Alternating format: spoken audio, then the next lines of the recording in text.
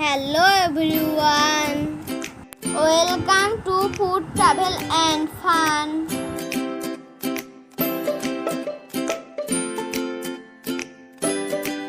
আজকে আমি তৈরি করে দেখাবো নাস্তা জাতীয় একটা রেসিপিটা হলো ডিম দিয়ে মুড়ি ভাজি। যা তৈরি করতে যা যা লাগবে: মুড়ি, ডিম, পেঁয়াজ কুচি, রসুন কুচি, কাঁচা লঙ্কা কুচি, আদা কুচি, লবণ, সরিষার তেল। চলুন এবার রান্না শুরু করি। আমি কড়াইতে পরিমাণ মতন তেল দিয়ে দেব। প্রথমে আমি ডিমটা ভেজে নেব।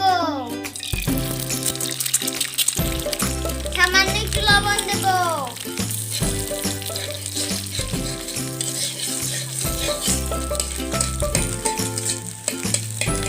ডিম ভাজা হয়ে গেছে।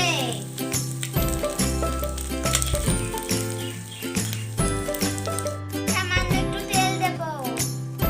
পেঁয়াজ কুচি দিয়ে দেব। রসুন কুচি দিয়ে দিয়েছি। আদা কুচি দিয়ে দিচ্ছি। কাঁচা লঙ্কা কুচি দিয়ে দিচ্ছি।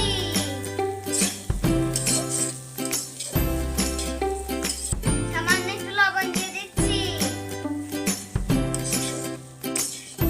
পেঁয়াজটা হালকা একটু ভেজে নিয়েছি। এবার মুড়িগুলো দিয়ে দেব।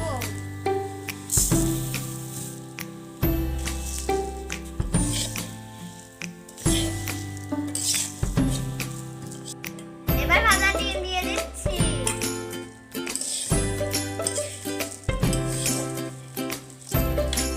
আমি সরিষার তেল ব্যবহার করছি কারণ মুড়িতে সরিষার তেল থাকলে টেস্টি হয়।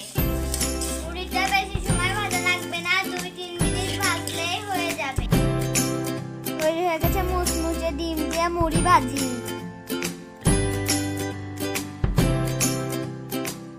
এটা একটা পাত্রে পরিবেশন করে নিয়েছি।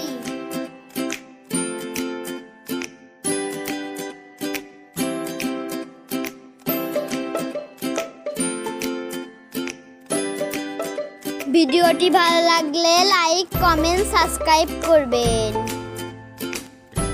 Thank you everyone.